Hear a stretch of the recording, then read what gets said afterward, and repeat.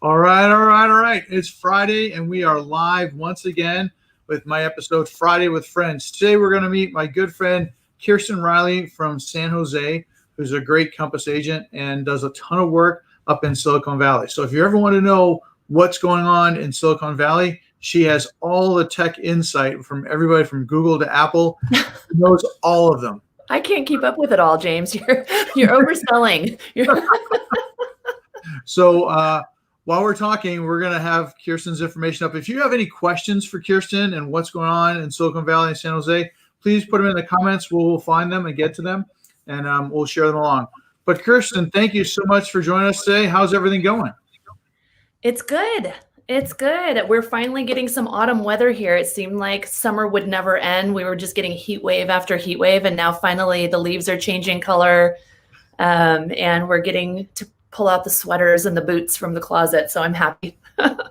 Well, we had a nice warm snap. We had a few days here in 70s, and then all of a sudden it started raining. The rest of the leaves, the 5 leaves that were on the trees, fell off, and now it's like cold. So will it start snowing for you guys? I mean, is that like any moment it could? No. I mean, we had flurries like one evening, but nothing that stuck, nothing that you could shovel. We haven't had any of that, but that usually comes later. We're not in a rush for that. I know I saw Karen had some snow in Park City, and I know people in northern places had some snow, but we're not there. So well, I went to college in the Midwest. I went to college in Ohio. Okay. At Miami University, which is near Cincinnati. It's in Oxford, Ohio. Well, okay, we'll have to talk about that later. That's interesting. You went to Miami of Ohio. I did. So I'm aware. I have the memories of winters past with the freezing rain and trying to walk to class. And I mean, you could tell the kids that were local because they would just slide on the ice on the sidewalk. And I was like on the grass, like gingerly trying not to kill myself. Well, fortunately that worked out. You didn't kill yourself while you're walking in the snow. Yeah. So what questions can I field for you today about the real estate market out here? Well, so tell me what's going on. How are things shaping up in San Jose? How has COVID affected the real estate market? And tell us about all the folks that you're helping out right now.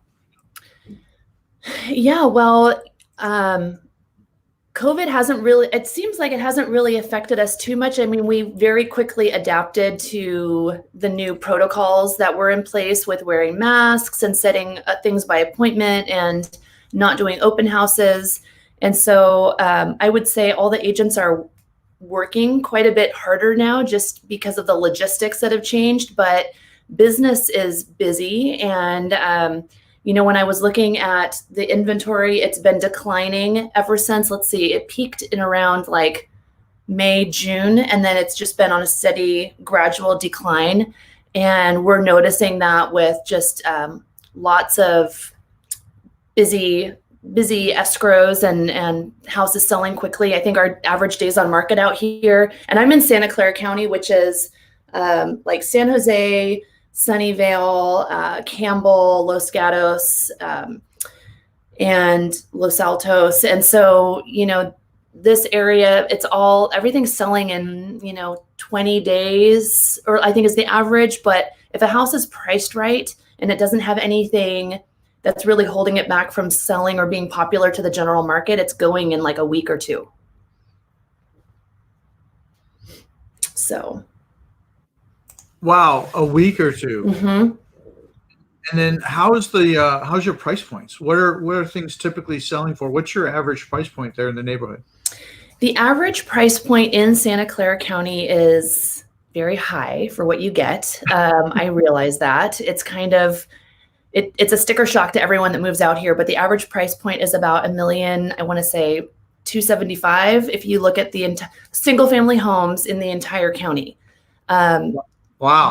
There's like a bulk of houses that sell between like 900 and $1 million, and then there's another bulk of houses that sell between like $1.3 million and $1.5 million, and then there's a bunch that sell between $2 and $3 million that are in kind of like the more expensive towns of Cupertino, Saratoga, Los Gatos, Los Altos. Those are our high price point neighborhoods that you really can't find anything under $2 million in those neighborhoods. The neighborhood where I live in and do a lot of my business is right in like the low 1 million range. Okay. And gosh, the low 1 million range. It's such a great it just rolls right off the tongue. It's crazy. It's wild. And one of the things that I've really noticed is that a lot of people in our area are taking not early retirement, but they're taking this opportunity of this work from home phenomenon that we can now be a bit more flexible with our workplace. And they're thinking to themselves, you know what, I thought I was going to have to stay around here for 2 more years until I retired, but I might as well, go and move to a lower cost of living, more country living. I think a lot of people in the Silicon Valley really seek that out. There's a lot of people that go up to Tahoe, that go out to the lakes, to the ocean to try and get away from Silicon Valley because it's just like suburban sprawl, out here. Mm-hmm. I mean, it's beautiful in its own way, but it's just, it can be a bit overwhelming and you just need to escape sometimes. And so I think a lot of people so we see a lot of people moving to, Idaho, Arizona, Texas, the Pacific Northwest, like Oregon and Washington. And I think people are starting to move earlier than they might have because they have more flexibility. So what you're saying is there's a lot of people leaving your area. There are people that had already planned to leave after their kids were off to college or, when they retired, they had this plan in place. And now I think some people are accelerating that plan.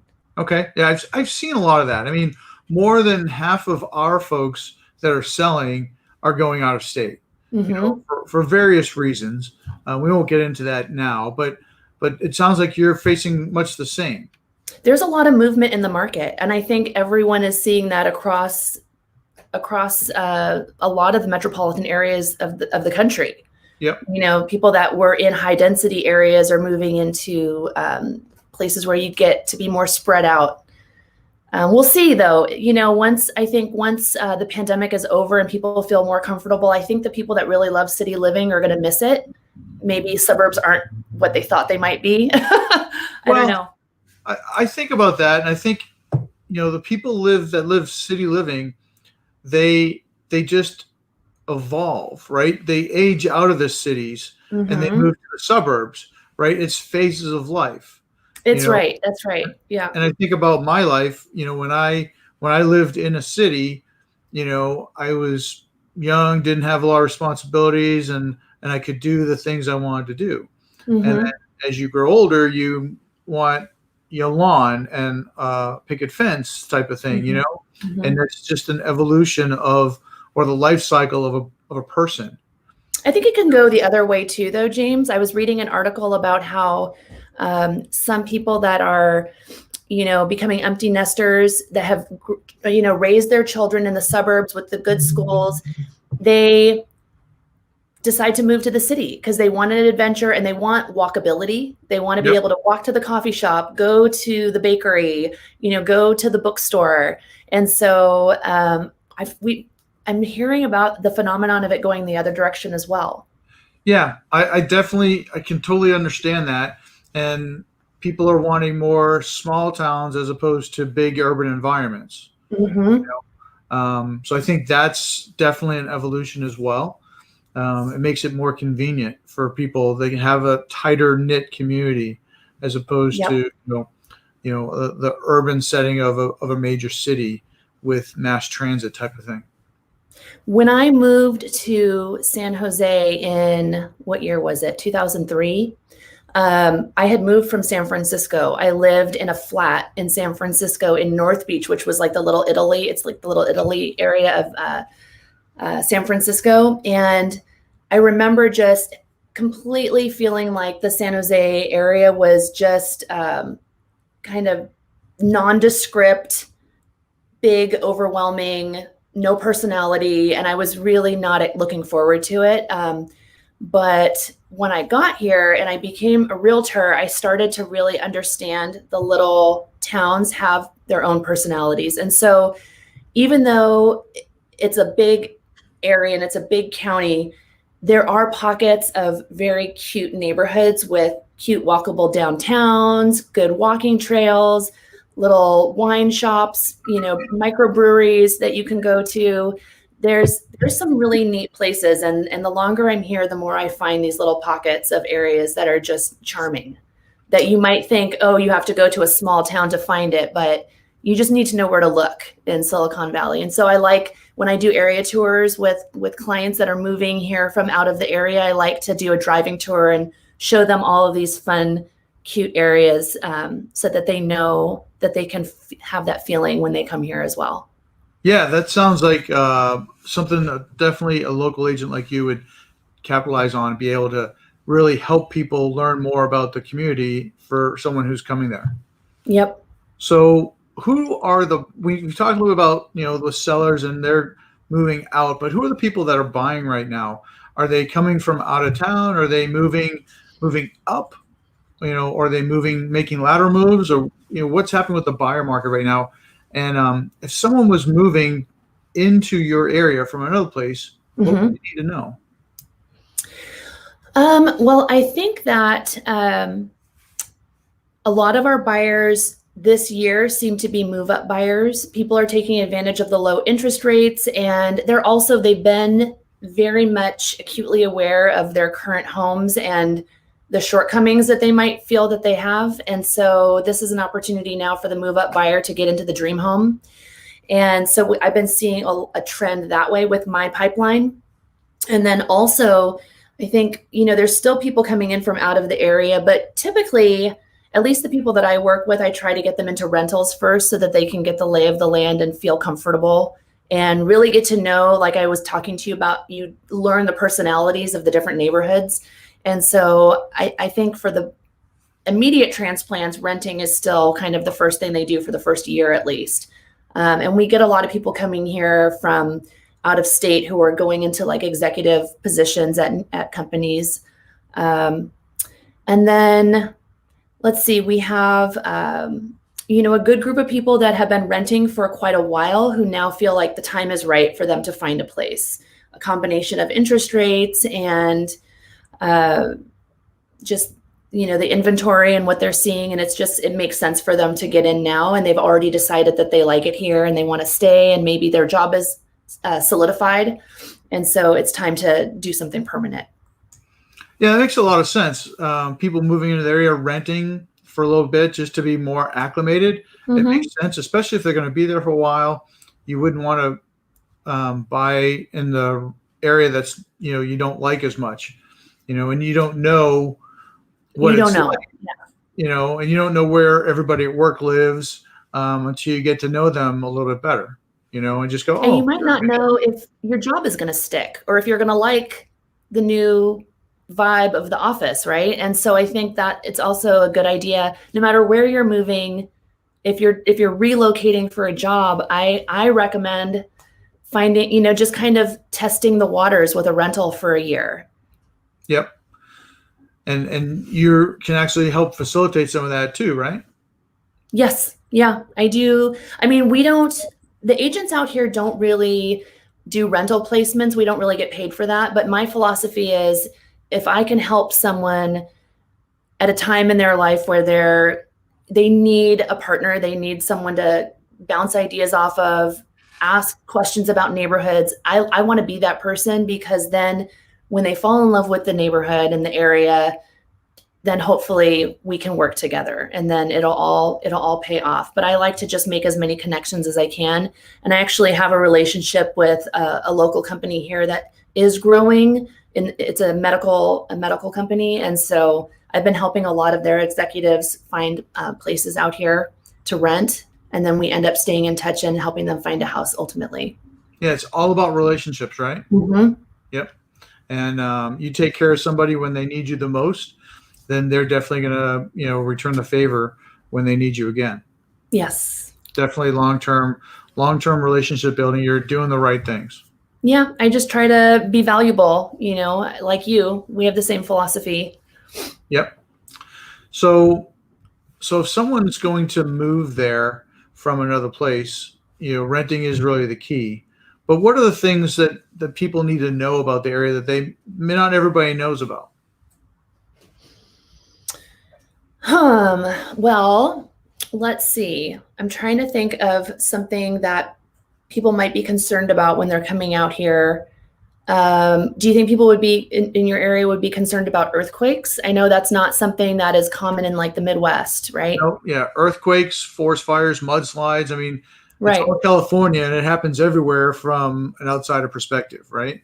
right. And So then we have different environmental hazards than like the Midwest, right? So we don't have really, I mean, we never would have a tornado. We would never, rarely, like we don't get big hail. We we get had tiny, tornado warning this every week. once in a while we get a tiny hail. No freezing rain. We don't have basements out here for the most part Oh, because no basements. Okay. rarely, unless a house is being like an old house is being scraped and rebuilt, then sometimes they'll dig down just to create extra square footage because land is so limited out here. Mm-hmm. And so some of the luxury builders will dig out basements on new construction. But for the most part, they were not built with basements. All of these houses were built just after World War II during the housing boom of the 50s. And so you have a lot of these little mid-century ranch homes that were part of the first tract homes that were really built. And yeah, no basements. In fact, the storage that we lose from not having basements ends up being our garage a lot of the times. And so people will park their cars in their driveways and because we don't have like the weather where we're concerned about parking our cars in the driveways as much. And then we have our storage in the garage.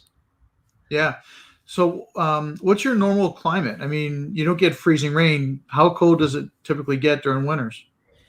It'll freeze overnight. So if you have sensitive plants, people will cover them with burlap during a freeze. It'll get chilly. We'll get frost on the lawn, but it doesn't snow here. Every once in a while, when it's raining, you'll look outside and you're like, "Oh my God, it's hailing."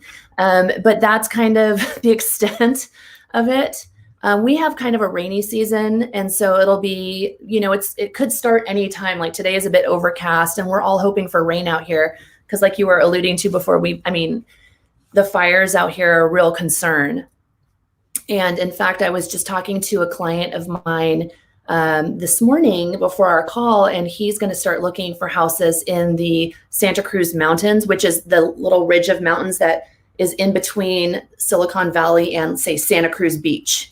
So you have to kind of go over the hill, they say, to the beach. And so he wants to look up in those hills. And I explained to him that not only is your insurance going to be a lot more expensive than it might have been a year ago, and so I'm putting him in touch with an insurance broker to have that conversation. But also, when you make an offer on a property, it's really not a bad idea right now to keep a contingency in place for insurance almost all the way through the escrow. Because what has been happening a couple of times that I've heard about is a buyer will get into escrow, they'll think they'll secure insurance, but then the insurance company will pull it halfway through escrow because something gets remapped in the fire zone or whatever, And so with things changing that quickly and insurance companies being ultra sensitive these days, you just have to take extra precaution. So what does that look like? I mean, is there a special kind of fire insurance? We have flood insurance in some areas that are low lying because we have a lot of lakes. But is there fire insurance for where you are?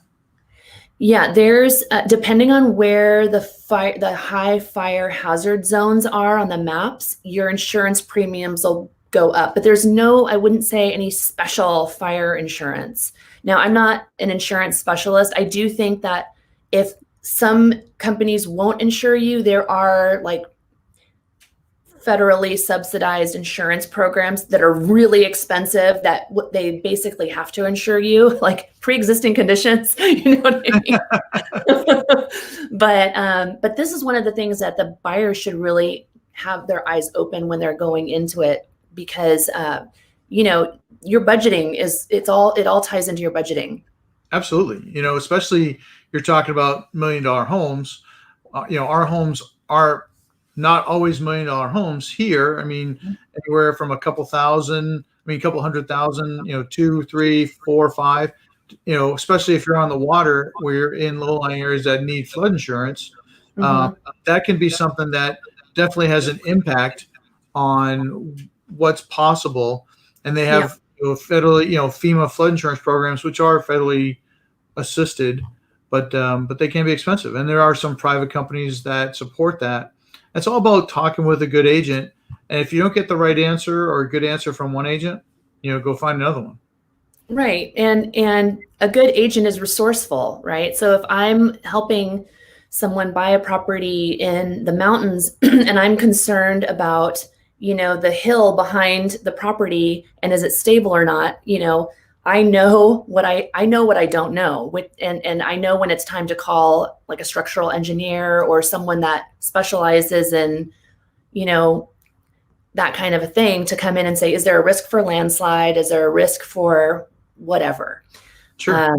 So do you work in like rural areas, or do you mostly work in like the suburb areas? Well, it depends on what you call rural. I mean, some places have an acre of land. When I first moved here many years ago, I was going to the local mall, Gurney Mills, and I got stuck behind somebody driving a John Deere. Okay, Mm. now to me that's rural. Around here, it's just suburban. Because I'm Hmm. from Boston, I'm from a city where Hmm. I didn't even know what a John Deere was. And there's places around here that have horses, but it's all mostly flat. There's Hmm. no Hmm. hillside. You don't have to worry about too much landslides, that type of Right. stuff. But it's So more like knowing the elements of a house that's going to be off the grid a little bit. Does it have propane? Does it have a septic tank, as opposed to like the city sewer and yeah, utilities, right? out here we do have some well and septic still. Hmm. Some places have one or the other. Like they'll have city sewer but not city water. You know, so it's just knowing the different communities and being able to adapt and Yes. helping people through that, because not everybody understands the impact of a septic system. You know, Right. and just knowing, having the resources and to be able to contact the right people to give them the information that they need. And we've done a couple of programs on that to just share information. So Oh, I'm sure, that's good. yeah. Yeah. So So, what are some of the businesses that are gathering people or still hiring people and drawing people into the area? I know Google and Apple are there. um, they're all still hiring, adapting. Technology moves so fast, and things change, and so these companies go through reorgs quite a bit. As like one product is dropped and another is brought on, and I think they do a lot of internal transferring. So if one team dissolves, they'll try to replace those people in other areas of the company. But I think, yeah, there's a lot of growth there, and so a lot of times the people coming out to our area are, for technology positions. But more than that, I mean, one of the executive relocations I did years ago came out to be the CEO of a hardware store. So, and he came out from the Midwest. I think it was, he worked for, do you have a company out there that's kind of like an REI that's called Gander or something or other? It's like a Yeah, we have squirrel. a Gander Mountain.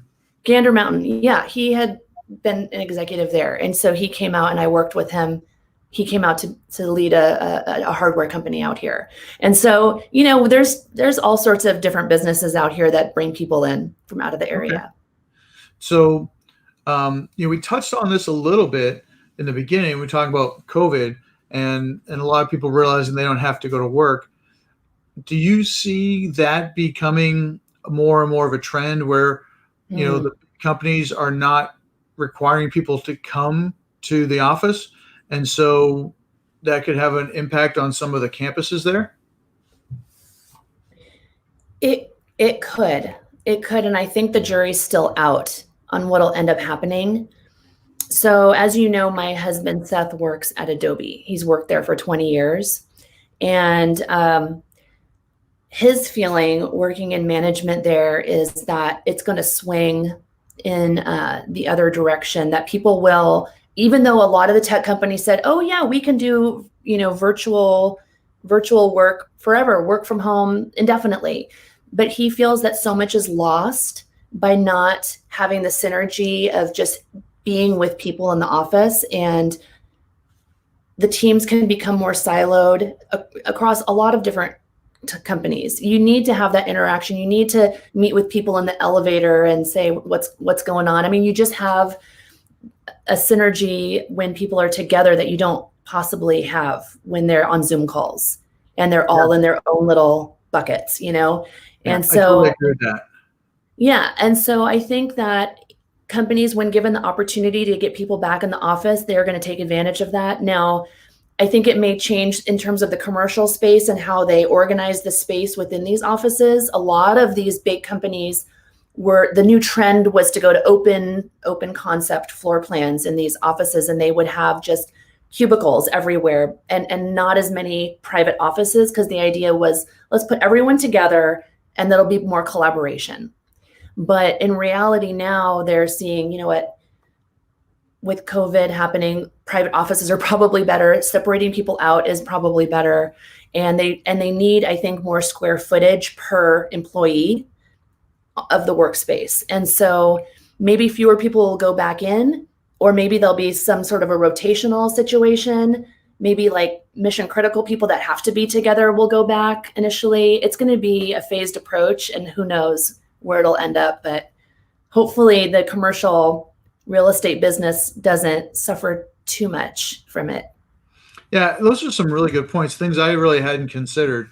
You know, the not just the synergy, but you know, having more private offices, and maybe more private offices and more open space so that people can interact in open space, as opposed to me going to your office and you see more people in an open, you know, environment type of thing, you know, like a park, or, you know, just a communal area, something like that, as opposed to doing different things. But yeah, definitely the interaction between people is definitely being lost, because so many times people would rather send an email than make a phone call. And then when you're in the office, it's just easier to go visit somebody, you know, and go have that face-to-face conversation. Those are being lost. Right. And imagine you're a manager and someone's struggling on your team. You can't just go over and sit with them and have face-to-face time, you know, so to help with conflict resolution, to help with someone who's struggling, you know, it's just, nothing beats that face-to-face time with someone. So I think it's gonna swing back from this. Yeah, I think over time it will. I think people are frustrated, you know, by being home alone. I mean, in the beginning, some people were okay with it. I think a lot of people are getting tired of it. You It's know, very tiring. yeah, because they want the social interaction. I mean, we're lucky as realtors because we get out there and at least we leave our house. You know, a lot of people that have desk jobs, Yeah, they're just in their house all day long. And then they're done with work and they're still in their house. So yeah. Well, I remember the first month, it was like, you know, I'm getting more miles to the gallon. I'm getting 3 months to the gallon now. months to the gallon. So I remember, you know, I was going through my pictures and I found a picture. Gas here was $1.15 at one point. You know, I mean, now we're about $2.15, but that's how bad it was because nobody was driving. Yeah. You know.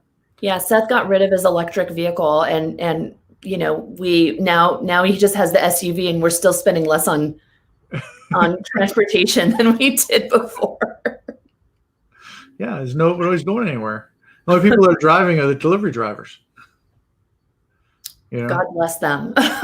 Yes, thank you. If you're listening, we appreciate you. Yes, thank you. Thank you. UPS drivers, mail drivers, Amazon drivers, every driver. Thank you. Yep. Yeah. Hey, and they're still hiring if you need a job and want to get out of your house. Yeah. They're hiring for drivers. Yes, I think they will be for a while. You know what? And I think even when we're kind of like back to normal, people are now we like realize the beauty of home delivery for so many things. That's true. That's true. So, you know, hey, I can just get this tomorrow. You know, if you know what you want, you don't have to go touch it, feel it. You know. Yeah. It makes me nervous though for the retail shops, you know, the brick and mortar little retail shops. I think the small ones are going to be hurt. Yeah.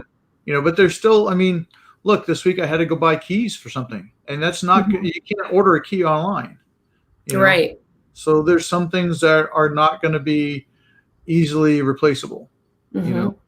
So, well, Kirsten, thank you so much for talking with us about the market out in San Yeah. Jose. It sounds pretty interesting. When I win $1 million, I'll come out and try Okay. to find a place. So, but thank you so much for talking with us. And if you have questions, please get in touch with us, and we'll get you in touch with Kirsten.